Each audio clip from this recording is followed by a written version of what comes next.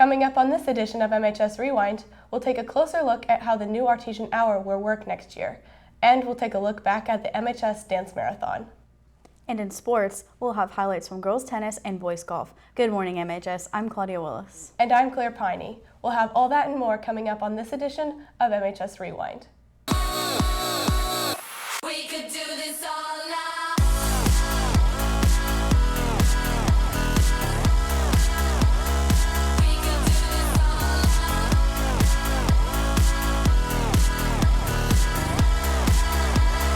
We could do this all night. We could do this all night. We could do this all night. Yeah, everything is alright. We got the keys to open paradise. Yeah, paradise it feels like. We could do this all night. Martinsville will be changing the schedule next year in order to implement a new Artesian Hour for lunch. And as Carissa Wampler tells us, students will have some choices to make every day. Next August, MHS will be changing our lunch schedule. Students will have 1 hour, but it will be split into two 30-minute blocks. One will be for lunch in the cafeteria, and the other half can be used for an Artesian Hour activity like homework, extra help from teachers, clubs, or just to relax. Every morning, students will be responsible for using a program called Plus Time to select where they want to go or to see where they have been assigned to spend that half of the hour. So when you are selecting where you'd like to go for Artesian Hour for an individual day, you will have a choice between going either during A or B for lunch, and then whichever of those two you don't choose to do your lunch will be the time that you choose to do your Artesian Hour activity, whatever that might be. If a student does not select an activity, they will be automatically assigned to a large area like the gym, IMC, or the new senior lounge. So it'll be used basically as a management tool, so that way we know where students are, where they're supposed to be at all times. But if you're thinking of using that time to leave the school or roam the halls, you might want to think again. Teachers are going to be using a program called Plus Time to take attendance, just like they would in any other class. Hopefully students find it enjoyable having that independence to be able to, in some ways, choose where you'd like to go for, an hour of the day. For MHS Rewind, I'm Carissa Wampler. Martinsville High School held their third dance marathon on April 28th, and as Ethan Kidwell tells us, it was the most successful one yet. If you walked into John R. Wooden Gym 2 weeks ago, you would have seen it filled with students, people from around the community, and enough activities to keep them busy for 6 hours. I think the best part has been the lip sync battle, and it's been really awesome just seeing everyone come out and support Riley Hospital and have fun for a good cause. The lip sync battle wasn't the only thing going on in the gym that night. There was a dodgeball tournament, Riley family sharing their stories, and of course a lot of bad dancing. On the upper level of the gym, there were booths with a variety of activities. For just a few tickets, people could jump onto a Velcro wall, race friends with robots, get a snow cone, get a henna tattoo, and take pictures at a photo booth. In the back gym, they had games set up like cornhole and basketball. All the events added up to a great night, but the main reason for Dance Marathon is to help the kids at Riley. Martinsville High School senior Beth Ann Bleemel is one of these Riley kids who shared her story at Dance Marathon. They treat you like family.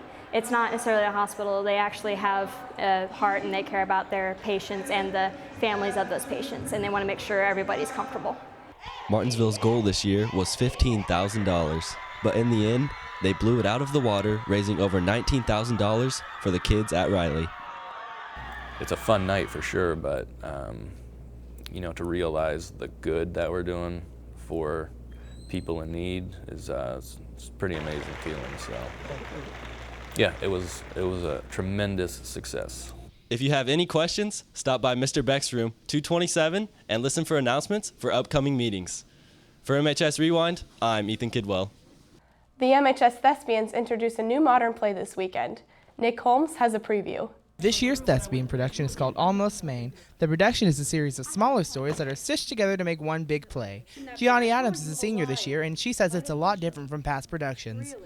You can look forward to seeing friendships, broken relationships, new relationships, falling in love, falling out of love. You get to see just basically the human reaction to things that happen every single day. The writing of the play is also modern. The scenes in the play are quite short and quite difficult to grasp, but the director, Rick Armstrong, believes that the actors are up to the challenge. This is a very modern play, and One of the things that we have noticed when we're rehearsing is the characters seem very real.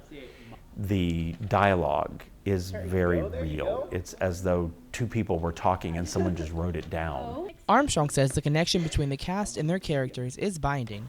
It's hard to tell who's acting and who's being themselves. I actually have two characters, Jeanette and Villian, and both of them are actually pretty close to my personality. Jeanette is the more awkward side of me, while Villian's the more outgoing, peppy, crazy kind of person. Almost Maine will premiere in the Martinsville High School Auditorium this Friday and Saturday at 7 o'clock p.m. and Sunday at 3 p.m. Tickets online are $6.50 and $8 at the door. For more information about how to get tickets online, report to any poster posted around the school. For MHS Rewind, I'm Nick Holmes. The MSD of Martinsville offered a retirement incentive to teachers this year across the district. And as Noah Thacker tells us, several teachers at MHS took advantage of the offer. Teachers come and go, but the words will always stay with us. Believe in yourself. Keep moving forward. 8 teachers are retiring this year. 8 teachers have spent their time here at MHS, like choir director Tim James, who's been here for 30 years. I would say I have no regrets. Most of my career has been at Martinsville High School. These teachers have worked hard at their jobs here, and they've enjoyed it as well. But these teachers aren't leaving empty-handed.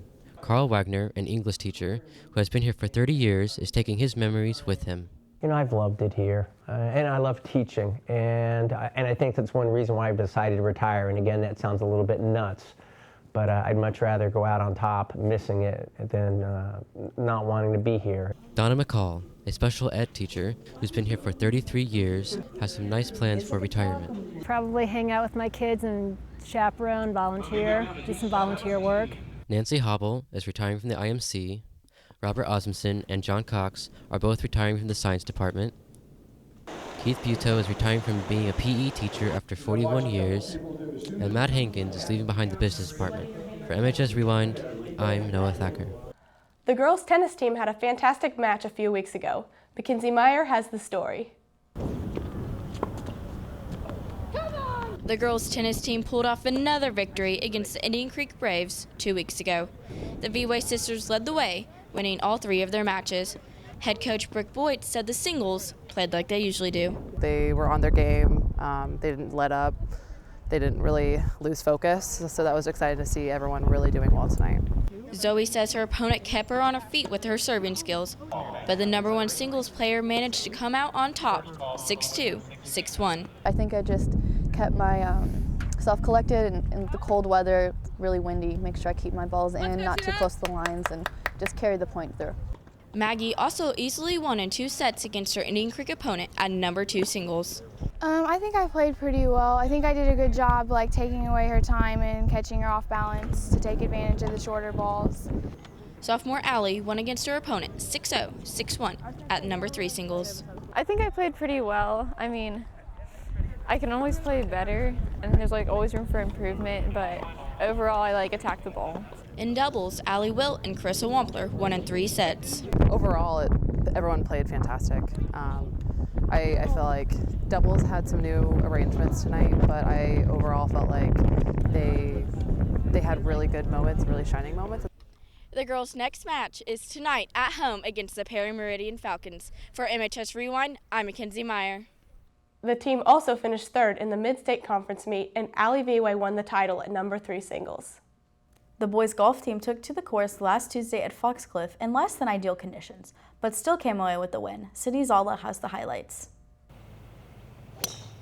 Martinsville men's golf teed off against Decatur in windy conditions on the 2nd. The boys won the match 170 to 224. Coach Chris Quinn was proud of the boys considering the weather conditions. Isaac Johnson Jr.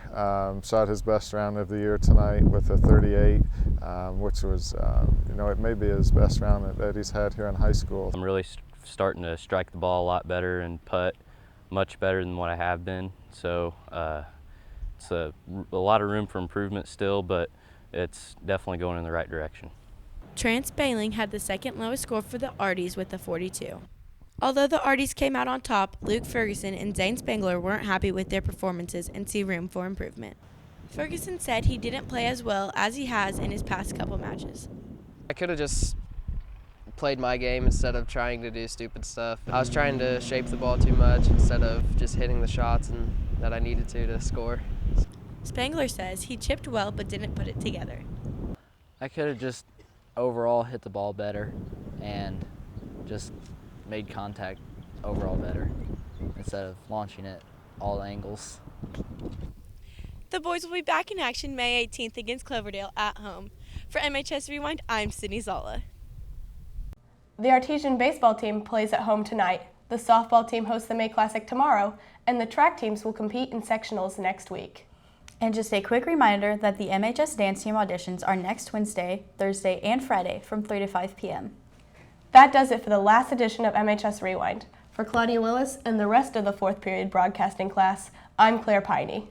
Thanks for watching and see you next year.